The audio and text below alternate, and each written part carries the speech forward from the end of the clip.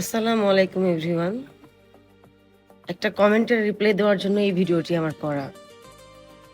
আমি সারা জীবন অনেস্ট ছিলাম, এখনো অনেস্ট থাকতে চাই এবং আমার মৃত্যুর আগ পর্যন্ত আমি অনেস্ট থাকতে চাই। কিন্তু তারপরও দয়া করে এমন কোনো কমেন্টস করবেন না যেটাতে আমার খুব খারাপ লাগে। ঘুম থেকে ওঠার পরেই যারা আমার হেটার্স আছে, যারা আমার ভালো চায় না, যারা আমার আম মানে কি বলে এটাকে, মানে এক কথায় অপ্রকাশ্য শত্রু যারা, তারাই আমার আসলে পিছে লেগে আছে, এটা আমি বুঝি। একজন ভাই কমেন্টস করেছে যে এই বক্সের ওজন নাকি 200 গ্রাম। তো আমি তো খেজুর রেগুলার খাই আমরা।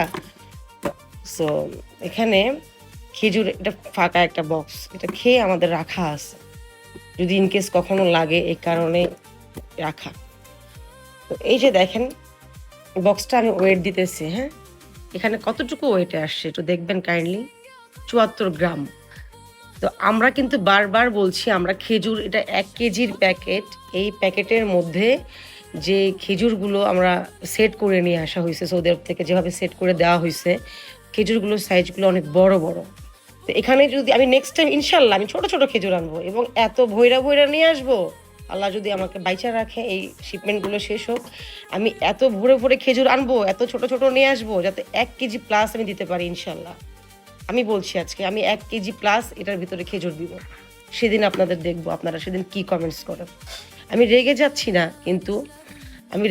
না, কিন্তু আমার মানে খারাপ লাগতেছে যে আপনাদেরকে কতভাবে মানে বিশ্বাস করাইতে হয়, মানে এত বিশ্বাস করাইতে হয় আপনাদেরকে, মানে সোশ্যাল মিডিয়াতে এত বিশ্বাস করাইতে হবে আপনাদেরকে।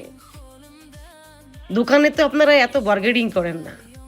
মানে আমি একজন মহিলা মানুষ, আমি বিজনেসে নেমেছি এবং এই জন্যই কি আপনারা এগুলো করছেন না? প্লিজ, কারণ আমি আমি আসলে আপনাদের এসব কথা নিতে পারছি না, আমি মেন্টালি সিক হয়ে যাচ্ছি।